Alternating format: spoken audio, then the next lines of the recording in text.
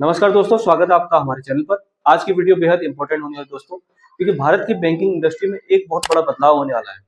जी हाँ, सरकार एक बार फिर पीएसयू बैंक मेगा मर्ज की योजना पर काम कर रही है और इस बार इसे समर्थन मिला है सीधे एसबीआई के नए चेयरमैन CS सेठी की तरफ से। देश के सबसे बड़े पीएसयू बैंक के चेयरमैन सेठी ने ब्लूमबर्ग को दिए गए इंटरव्यू में कहा, अगर सरकार एक और बड़े बैंक मर्जर की तरफ बढ़ रही है तो it may not be a bad idea. मतलब साफ है, भारत को आगे बढ़ने के लिए स्केल और ग्रोथ की जरूरत है और इसके लिए छोटे बैंकों को बड़े बैंकों में मिलाना फायदेमंद हो सकता है। साथियों, रिपोर्ट बताती है कि सरकार Indian overseas bank, central bank of India और बैंक ऑफ महाराष्ट्र जैसे छोटे बैंकों को बड़े बैंकों में यानी PNB, SBI, bank of Baroda इसमें मर्ज करने पर गंभीरता से विचार कर रही है दोस्तों। ये एक सिर्फ थ्योरी नहीं है, बल्कि एक स्ट्रेटेजिक गवर्नमेंट प्लान बनकर उभर रहा है दोस्तों, जो आने वाले महीनों में कैबिनेट और पीएमओ तक जाएगा।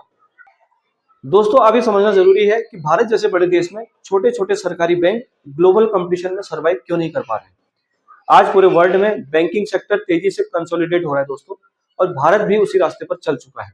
2017 से लेकर अब तक बिग मर्जर हो चुके हैं, जैसे एसबीआई में एसोसिएट बैंक का मर्जर, बीओबी यानी कि बैंक ऑफ बड़ौदा में विजया बैंक, देना बैंक के अलावा और भी कई बैंकों का मर्जर। अब सरकार इस पूरी प्रोसेस को फेज 2.0 नाम देने जा रही है।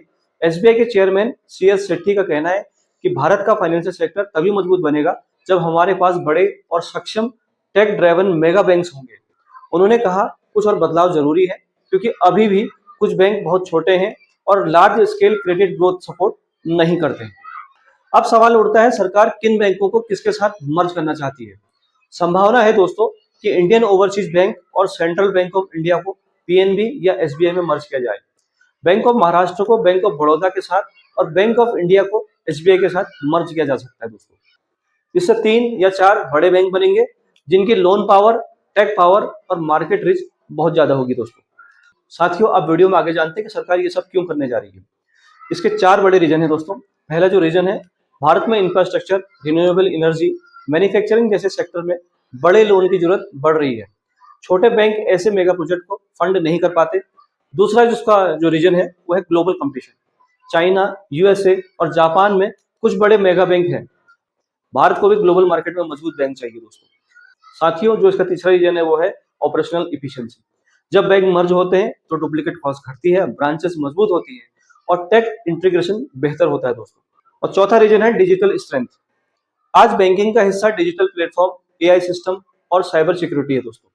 छोटे बैंक इस पर बड़े स्तर पर निवेश नहीं कर पाते, जबकि एसबीआई और बैंक ऑफ बड़ौदा जैसे बड़े बैंक इस पर निवेश कर सकते हैं दोस्तों। इन बड़े बैंक मर्जर से कुछ चुनौतियां भी हमारे बीच में सामने आएंगी। चुनौतियां क्या हो सकती है, आइए बात करते हैं।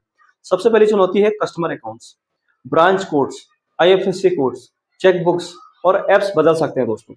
एम्प्लॉइज को नए स्ट्रक्चर में एडजस्ट होने में समय लग सकता है दोस्तों। टेक्नोलॉजी इंटीग्रेशन भी एक बहुत बड़ा काम होगा दोस्तों, लेकिन ये सब पहले भी हो चुका है और सफल मर्जर के बाद सभी सिस्टम बेहतर तरीके से काम कर सकते हैं। अब बात करते हैं इस मर्जर से आम कस्टमर्स को क्या फायदा होगा। जो सबसे पहला फायदा होगा वो होगा बिगर ब्रांच नेटवर्क, यानी कि आप जहां भी जाएं सर्विसेज और आसान तरीके से आपको मिलेंगी। दूसरा जो फायदा होगा कस्टमर को वो होगा फास्ट लोन अप्रूवल्स, क्योंकि बड़े बैंक रिस्क को बेहतर तरीके से एनालाइज कर पाते हैं दोस्तों। तीसरा जो इसका फायदा होगा, बेटर डिजिटल बैंकिंग, यानी app, internet banking, UPI, card service और पावरफुल हो जाएंगी इससे। और सबसे बड़ी बात, बड़े बैंकों की ब्रांड ट्रस्ट और सिक्योरिटी बहुत मजबूत होती है। साथियों, रिपोर्ट्स बताती हैं अगर ये मर्जर हो जाता है तो आने वाले समय में भारत में 3 से 4 बड़े सरकारी बैंक ही रह जाएंगे। ये मॉडल जापान, चीन, यूनाइटेड किंगडम, सिंगापुर जैसे देशों में काफी सफल रहा है दोस्तों। भारत भी इस दिशा में आगे बढ़ रहा है। एसबीआई के चेयरपर्सन CS सेठी का समर्थन इस रणनीति को और मजबूत बनाता है। सरकार भी इसे लेकर गंभीर है, क्योंकि वो चाहती है कि भारत का बैंकिंग सिस्टम ग्लोबल लेवल पर प्रतिस्पर्धा कर सके। मर्जर से सिर्फ बैंक ही नहीं बढ़ेंगे, बल्कि इंडिया की इकोनॉमी को भी बूस्ट मिलेगा, खासकर लोन्स ग्रोथ और फाइनेंशियल स्टेबिलिटी के मामले में। साथियों, अब आप बताइए कि क्या आप इस मेगा मर्जर के फेवर में हैं? क्या ये भारत का बैंकिंग गेम चेंजर बन सकता है, या फिर आपको लगता है कि इससे कस्टमर्स की परेशानी बढ़ने वाली है? अपने विचार कमेंट सेक्शन में जरूर लिखिए दोस्तों। साथियों, अगर वीडियो पसंद आया तो वीडियो को लाइक करें, चैनल पर पहली बार है तो सब्सक्राइब करना ना भूलें। मिलते हैं फिर से एक नई अपडेट के साथ, तब तक के लिए अपना ख्याल रखें। नमस्कार, वंदे मातरम।